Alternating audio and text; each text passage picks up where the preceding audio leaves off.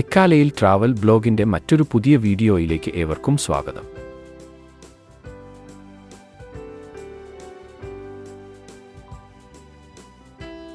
വളരെ നയനമനോഹരമായ കാഴ്ച കാണാനാണ് ഇന്ന് നമ്മൾ പോകുന്നത്.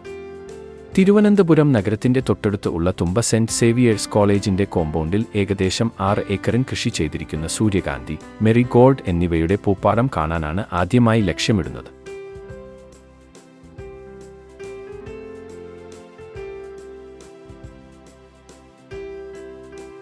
Peroorkada Ebenezer Marthoma church senior citizen ഫെലോഷിപ്പിൻ്റെയും എൽഡേഴ്സ് നെസ്റ്റിൻ്റെയും ആഭിമുഖ്യത്തിൽ നടത്തിയ പിക്നിക്കിൻ്റെ വിവരണമാണ് ഈ വീഡിയോയിൽ ഉള്ളത്.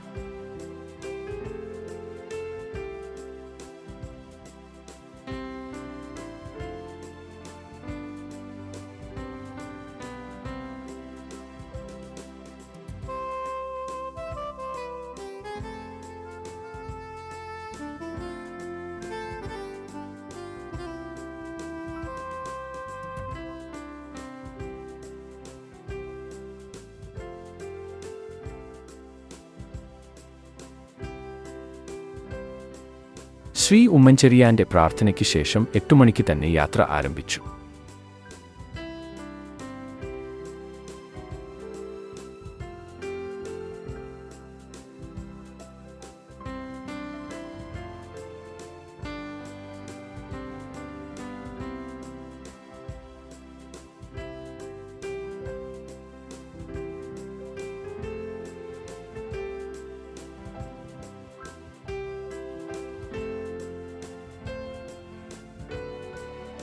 ഈ വീഡിയോ ഇഷ്ടപ്പെട്ടാൽ മറ്റുള്ളവരിലേക്ക് ഷെയർ ചെയ്യുക. അതുപോലെ ലൈക്ക് ചെയ്യാനും കമൻറ്റ് ചെയ്യാനും മറക്കരുത്. പുതുതായി കാണുന്നവർ തീർച്ചയായും സബ്സ്ക്രൈബ് ചെയ്യാൻ മടിക്കരുത്.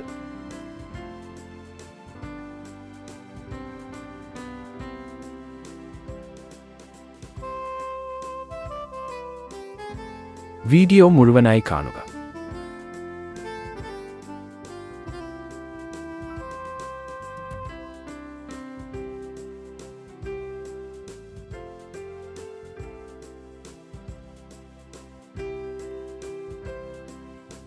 ഈ പ്രദർശനത്തിന് ആരവം 2025 എന്നാണ് പേരിട്ടിരിക്കുന്നത്.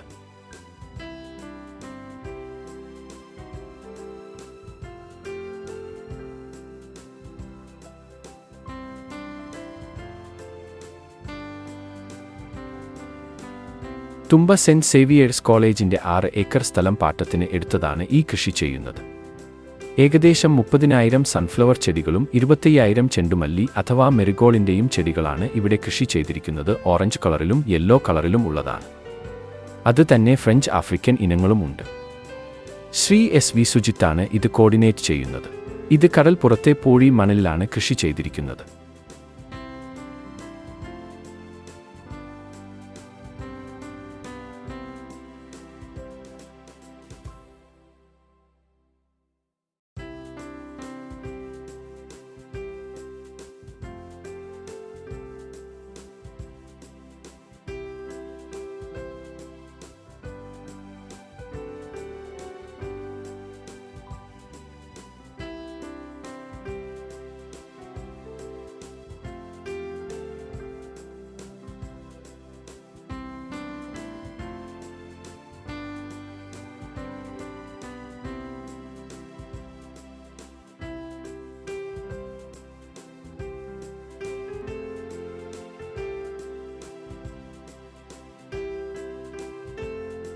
ഓഗസ്റ്റ് 26 മുതൽ സെപ്റ്റംബർ 15 വരെയാണ് ഈ ഫാം പൊതുജനങ്ങൾക്കായി തുറന്നു കൊടുത്തിരിക്കുന്നത്. ഒരു ചെറിയ ഫീസ് ഈടാക്കുന്നുണ്ട്. മുതിർന്നവർക്ക് 40 രൂപയും കുട്ടികൾക്ക് 20 രൂപയുമാണ്.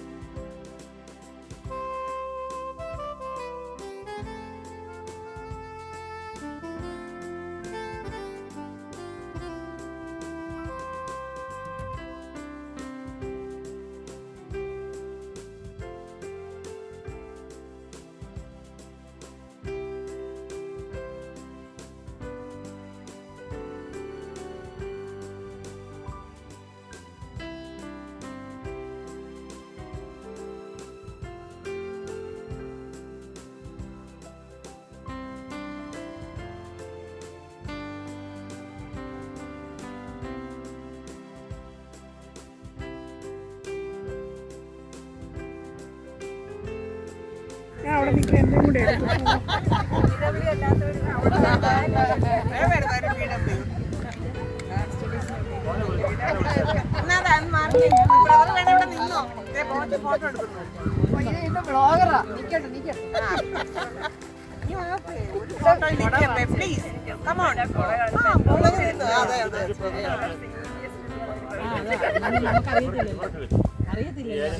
ഇങ്ങനെ ഓരോരുത്തർ പറഞ്ഞു വിളിച്ചിട്ട് അവിടെ നിൽക്കുക.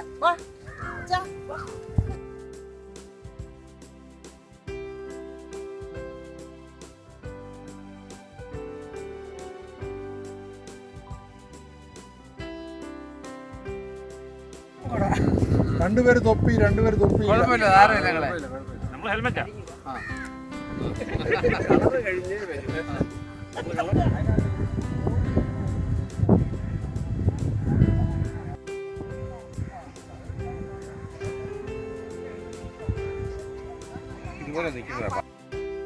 ഒരു കർഷകൻ ചക്രം ചവിട്ടി വയലിലേക്ക് വെള്ളം കയറ്റുന്നു. കഴിയുമ്പോ അടുത്ത നേരെ വരുമെന്ന് പറഞ്ഞതാ.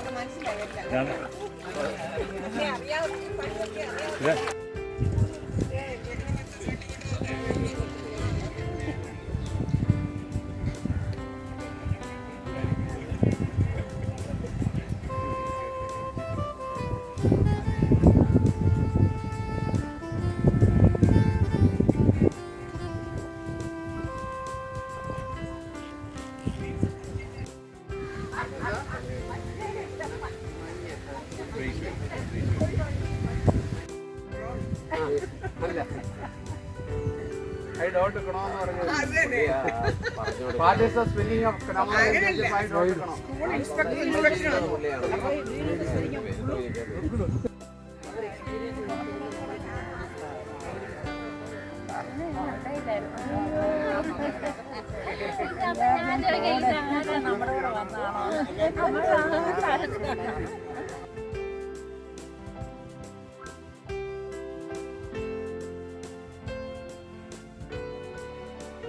ഇതാണ് മിസ്റ്റർ എസ് വി സുജിത്ത്.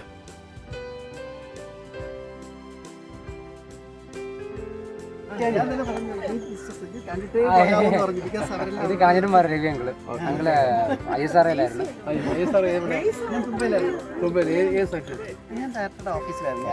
അങ്കിളിനും ഈ ഡയറക്ഷനെ ഭയങ്കര പാഷനാണ്.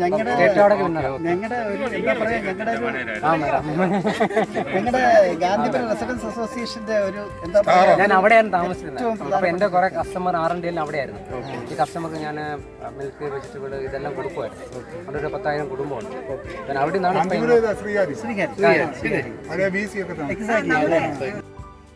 പല നിറത്തിലുള്ള വാടാമുല്ലകൾ ഇവിടെ കാണാം.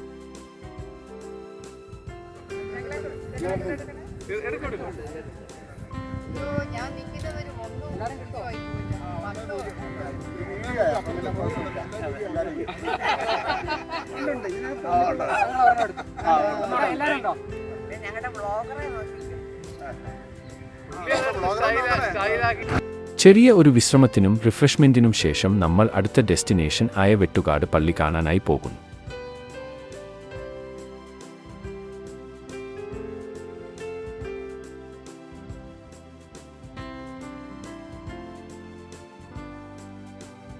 അഞ്ഞൂറ് വർഷം പഴക്കമുള്ള വെട്ടുകാട് പള്ളി കേരളത്തിന്റെ തെക്ക് തിരുവനന്തപുരം ജില്ലയിൽ വെട്ടുകാട് എന്ന സ്ഥലത്ത് അറേബ്യൻ കടലിനോട് വളരെ അടുത്തായി സ്ഥിതി ചെയ്യുന്നത്. ദൈവമാതാവിന്റെ പള്ളിയെ സൂചിപ്പിക്കുന്ന മാദ്രെ ഡി ഡ്യൂസ് പള്ളി എന്നറിയപ്പെടുന്ന വെട്ടുകാട് പള്ളി വ്യത്യസ്ത മത പശ്ചാത്തലങ്ങളിൽ നിന്നുള്ള ആരാധകരെ യാതൊരു വിവേചനവുമില്ലാതെ സ്വാഗതം ചെയ്യുന്നു. രാജാവിന്റെ തിരുനാൾ വീട്ടുകാട് ഉത്സവം ആഘോഷത്തിന് പേരുകേട്ട ഈ പള്ളി AD 1543 1547 ഇടയിൽ വിശുദ്ധ ഫ്രാൻസിസ് സേവ്യർ സന്ദർശിച്ചിരുന്നുവെന്ന് പരമ്പരാഗതമായി വിശ്വസിക്കപ്പെടുന്നു.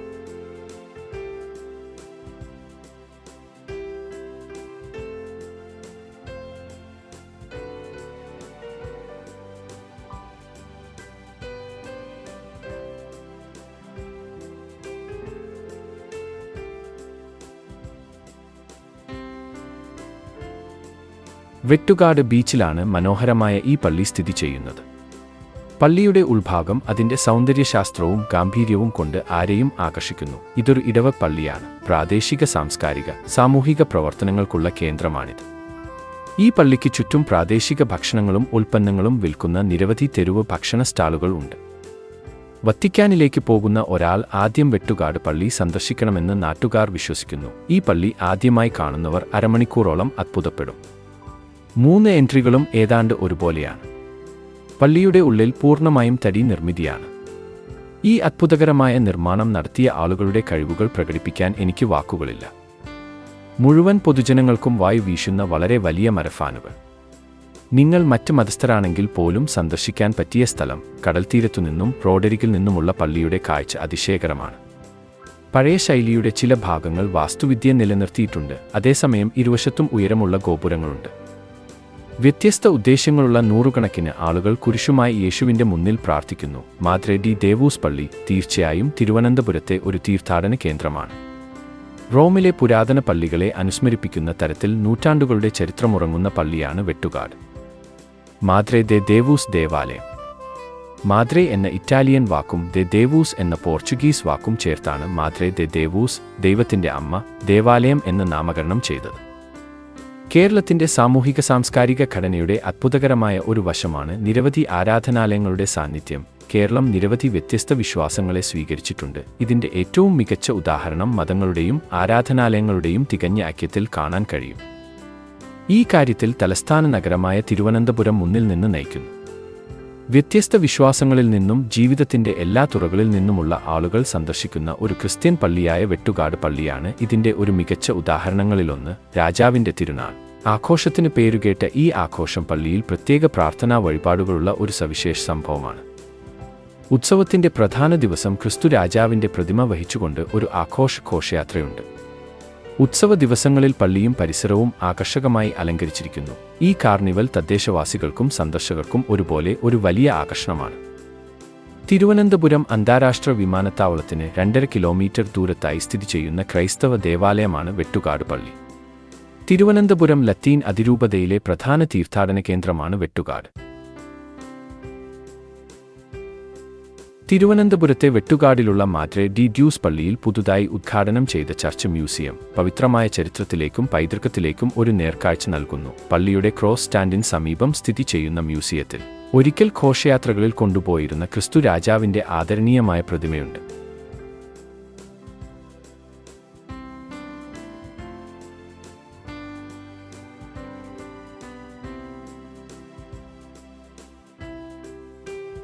വിവിധ ചടങ്ങുകളിൽ പുരോഹിതന്മാർ ഉപയോഗിച്ചിരുന്ന വസ്ത്രങ്ങളും ആരാധനാ വസ്തുക്കളും ഈ ശേഖരത്തിൽ ഉൾപ്പെടുന്നു. മ്യൂസിയത്തിന്റെ ചുവരുകൾ യുഗങ്ങളായി ലോകത്തിന്റെ വിവിധ ഭാഗങ്ങളിൽ നിന്നുള്ള അത്ഭുതങ്ങൾ വിവരിക്കുന്നു. കൂടാതെ സന്ദർശകർക്ക് ക്രൈസ്റ്റ് ദി കിങ് ക്രിപ്റ്റ് ചാപ്പലും കോർപ്പസ് ക്രിസ്റ്റി അഡോറേഷൻ ചാപ്പലും പരിസരത്ത് സന്ദർശിക്കാം. സന്ദർശന സമയം തിങ്കൾ മുതൽ വെള്ളി വരെ രാവിലെ 7 മുതൽ രാത്രി 8 വരെ. വെള്ളി, ശനി, ഞായർ രാത്രി 9 വരെ. പ്രവേശനം സൗജന്യമാണ്.